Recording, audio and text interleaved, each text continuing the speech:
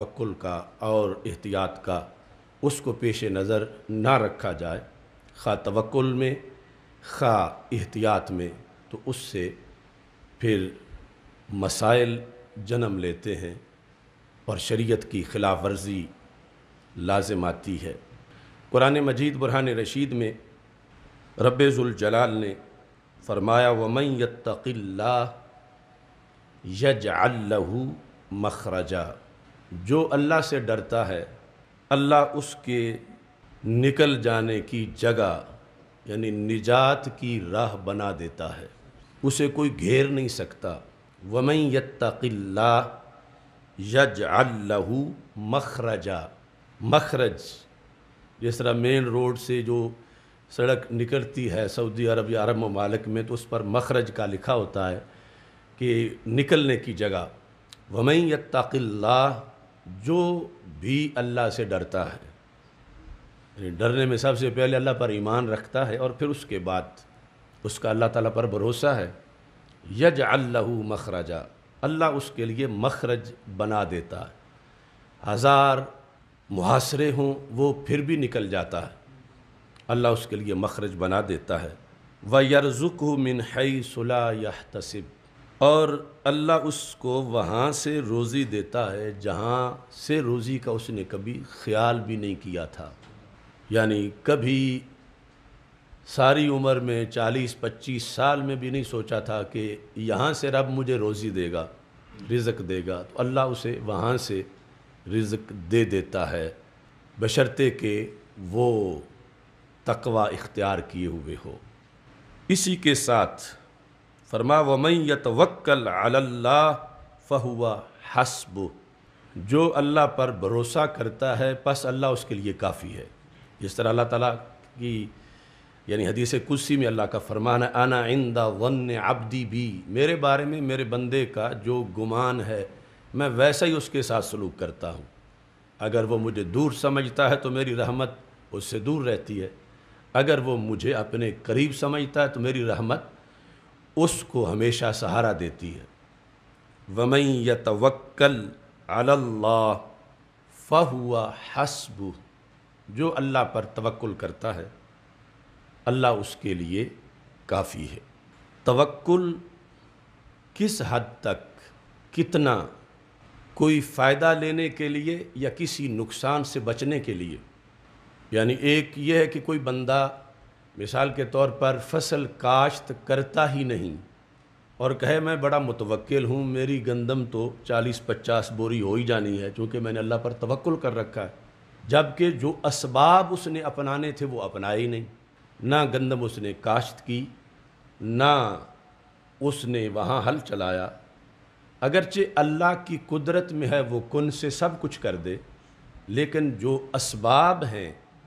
یہ بھی ہو سکتا ہے کہ اللہ ویسے ہی کسی سے اس کو 30 بوری گندم دلوا دے،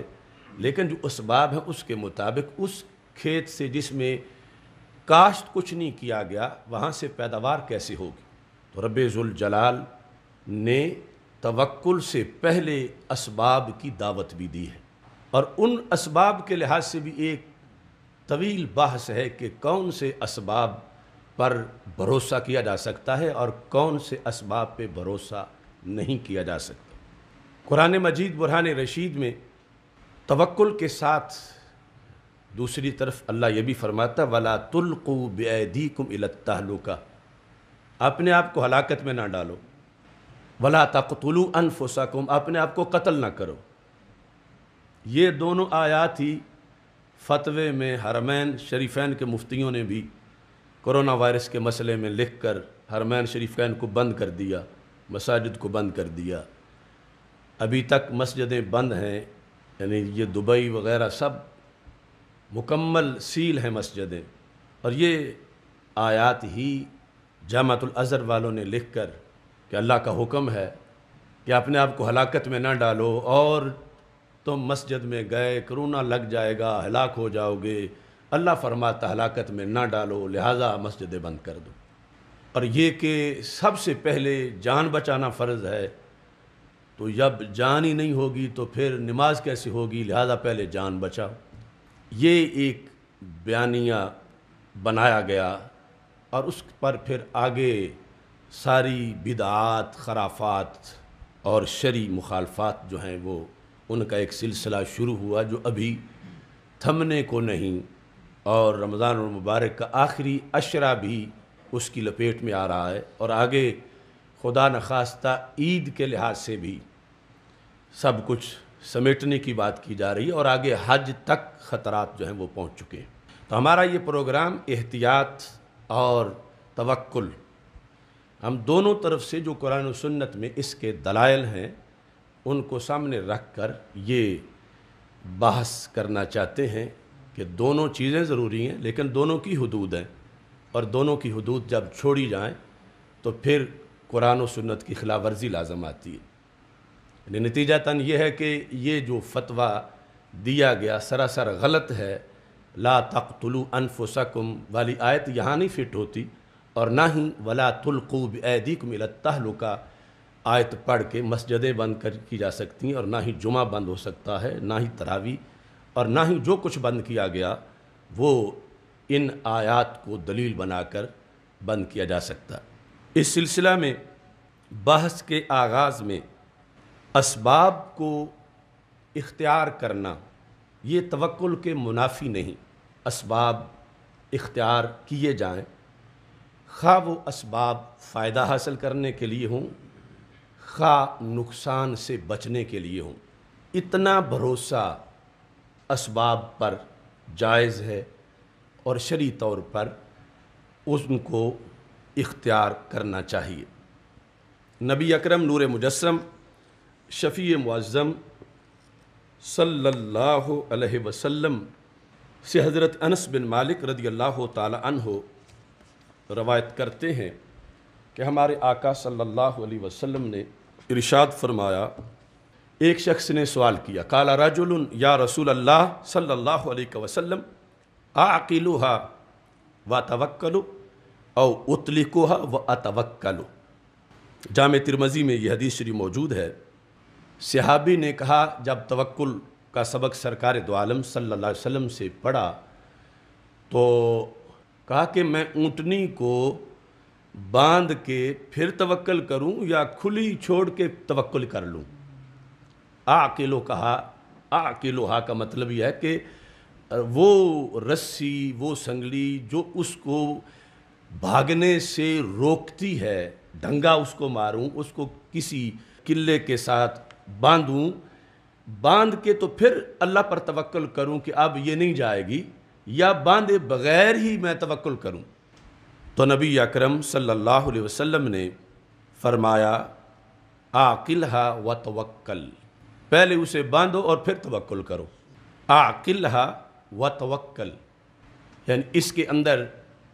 امر کے صیغے میں پڑھیں گے، باب افعال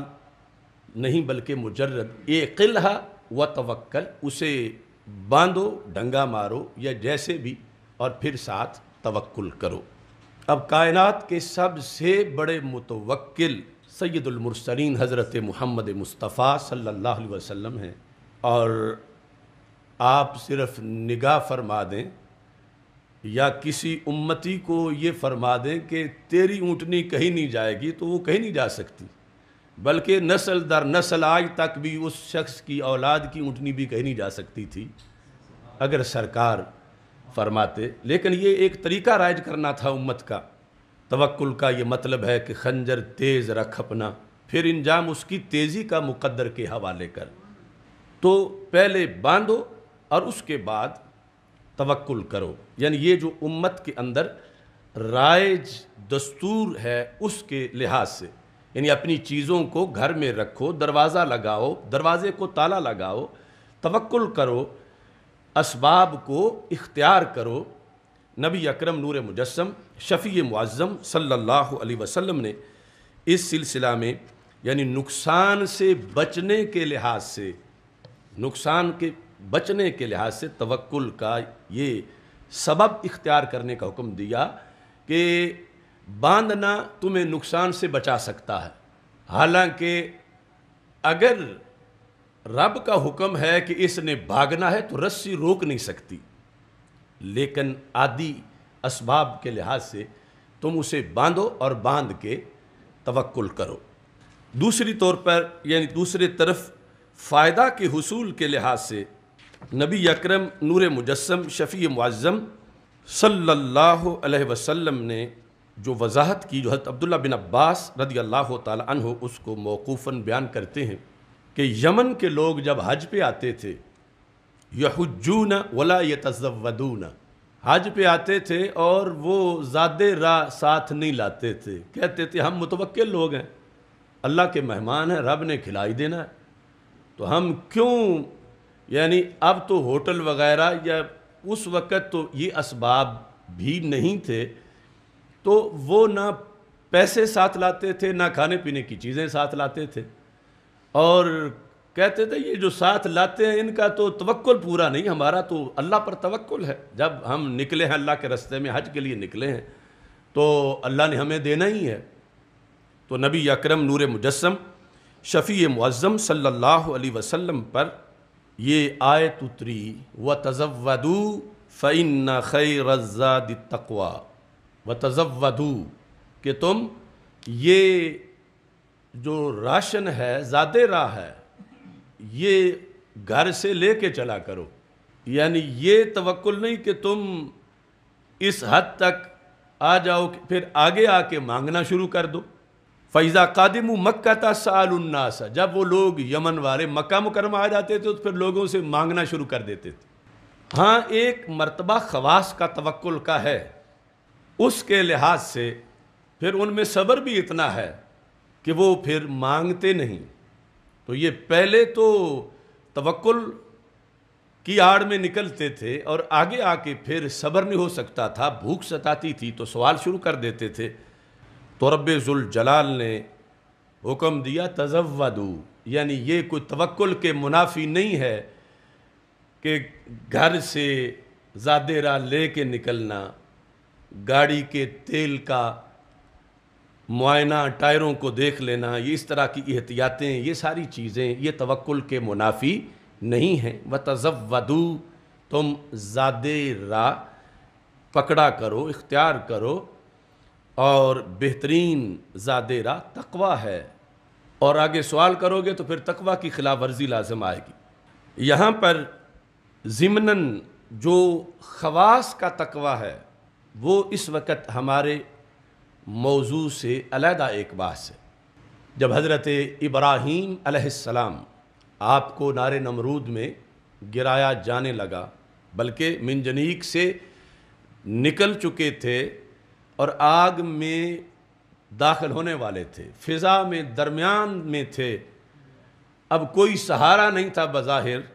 क्योंकि मिंजनीक से तो उछाल दिए गए हैं, आगे आग है, दरमियान में थे कि सामने जिब्रील अलैहिस्सलाम आ गए। हल लका मिन हाजा, कि ए अल्लाह के खलील मेरे ज़िम्मे कोई खिदमत हो तो बताओ, मैं जो कर सकता हूँ रब की दी हुई ताकत से। तो यानी ताकत तो ये भी है कि वो आग वाली सारी जगह को जिब्रील पर मार के उल्टा कर दें और खलील बच जाएं। तो हज़रत इब्राहीम अलैहिस्सलाम ने कहा अम्मा इलैका फला, तुम कौन होते हो मेरी हाजत पूरी करने वाले। ये मतलब बनता है कि जहाँ तक तुम्हारा ताल्लुक़ है तुम मेरी कोई हाजत नहीं पूरी कर सकते। हालांकि उनसे मदद ले लेना जायज़ था, चूँकि यफ़अलून मा युअमरून, फ़रिश्तों की शान ये बयान की गई, जो रब का हुक्म हो वही काम करते हैं। तो रब के हुक्म से ही जिब्रील आए थे, अल्लाह के हुक्म के बगैर नहीं आए थे, और रब ही की दी हुई कुव्वत का मज़हर थे। जायज़ था कि खलील मदद उनसे ले लेते, मगर वो खलील हैं और वो ये समझते हैं कि ये जिब्रील कौन होते हैं दरमियान में, मेरा और अल्लाह का मामला है। अम्मा इलैका फला, तुझसे मदद चाहूँ मैं नहीं चाहूँगा। अब कुछ लोग ज़िम्नन एतकादी तौर पर बात आ गई, इस पर बड़ा ज़ोर देते हैं जो वहाबीज़म वाले हैं। देखो कि अल्लाह के खलील जो हैं उन्होंने तो गैरुल्लाह से मदद नहीं मांगी और तुम गैरुल्लाह से मदद मांगते हो। तो खलील ने तो इससे अगला काम भी नहीं किया। तो हर एक मकाम खलील पर तो नहीं है, उनका मकाम अपना था। क्योंकि जब जिब्रील ने कहा कि चलो मुझसे